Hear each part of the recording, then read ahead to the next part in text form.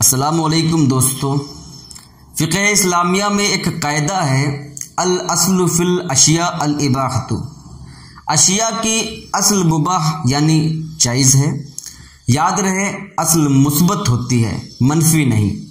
بدی وجہ اصل کا اطلاق جائز و مباح اور طہارت پر ہے، اور جو اصل سے ہٹ کر ہیں وہ حرام ہیں۔ اللہ اور اللہ کے رسول صلی اللہ تعالیٰ علیہ وسلم نے ان کو حرام قرار دیا ہے۔ یہی نہیں، ان کی فہرست تفصیل کے ساتھ قرآن الکریم اور حدیث مقدسہ میں موجود ہیں۔ حلال کی فہرست نہیں ہے، کیونکہ حلال کی تعداد لامحدود ہے۔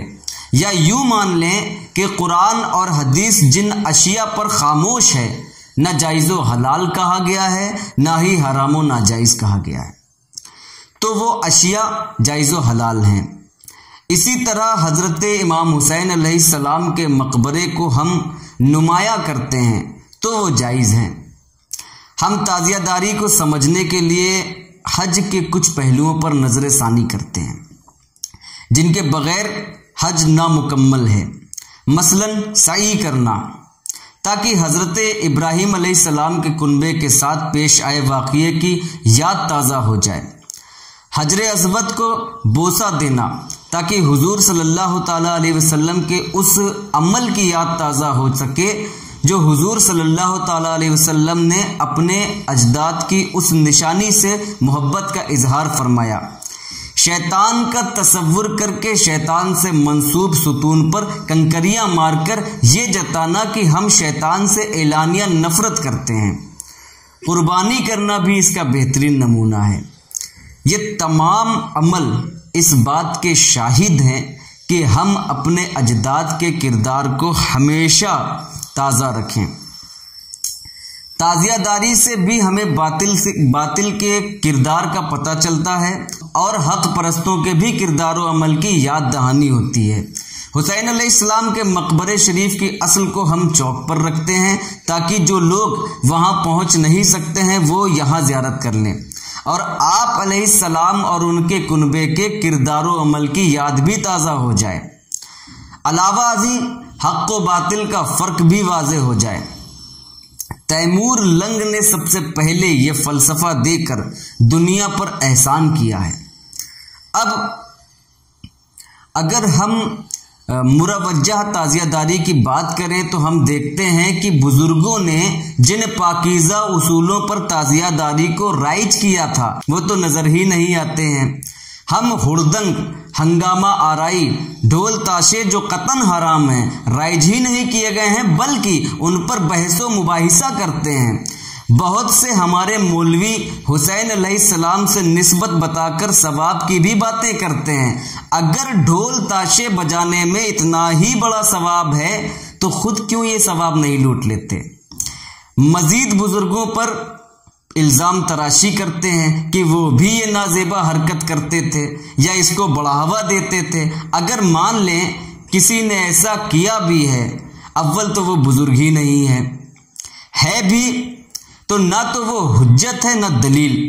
قرآن و حدیث ہی حجت و دلیل ہے جس میں ان خرافات سے بچنے کی تنبیہ کی گئی ہے۔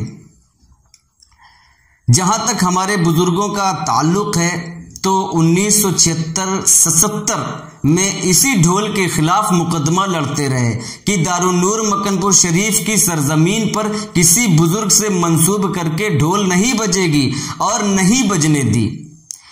ایک فرقہ ان باتوں پر بھی بہت زور دیتا ہے کہ اگر تعزیہ داری کی اہمیت، افادیت اور ثواب ہے تو حضرت زین العابدین علیہ السلام نے کیوں نہیں کی، امام باقر علیہ السلام یا امام جعفر علیہ السلام نے کیوں نہیں کی؟ تو آئیے تاریخ پر بھی ایک نظر ڈال لیتے ہیں۔ خلافت کے 30 برس کے بعد ملوکیت یعنی سلطنت کا دور شروع ہوا۔ مسلمانوں کی پہلی سلطنت بنو امیہ وجود میں آئی، جس کا پہلا بادشاہ حضرت معاویہ تھے۔ اسی سلطنت کا دوسرا بادشاہ بدوقت یزید لعین برسر اقتدار آیا، جس کے اشارے پر حضرت حسین علیہ السلام اور ان کے کنبے کی قتل و غارت گری کی گئی۔ لعنت ہو یزید پلید پر۔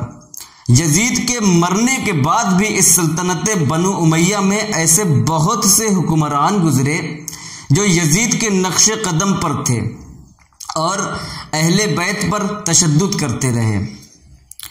دوسری سلطنت وجود میں آنے کا سب سے اہم سبب یہ تھا کہ اہل بیت پر بنو امیہ کی جانب سے ہونے والے تشدد کو روکا جائے گا اور ان سے بدلہ بھی لیا جائے گا۔ ایسا ہوا بھی۔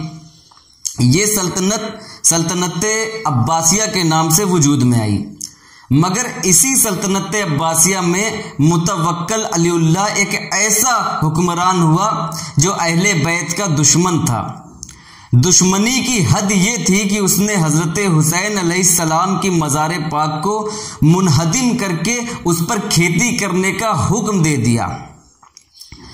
اہل بیت سے دوستی رکھنے پر بھی وہ سزا دیتا تھا۔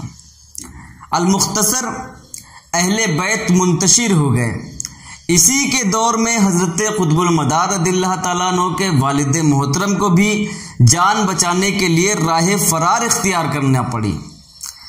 کہنے کا مطلب یہ ہے کہ تم نے چین سے جینے ہی کب دیا، پھر یہ کہنا کہ انہوں نے کب تعزیہ داری کی۔ جب امن و چین میسر آیا اور مقبرے کی تعمیر ہوئی تو ہم نے اس کی اصل کو نمایاں کیا اور محترم جانا۔ وما توفیقی الا باللہ۔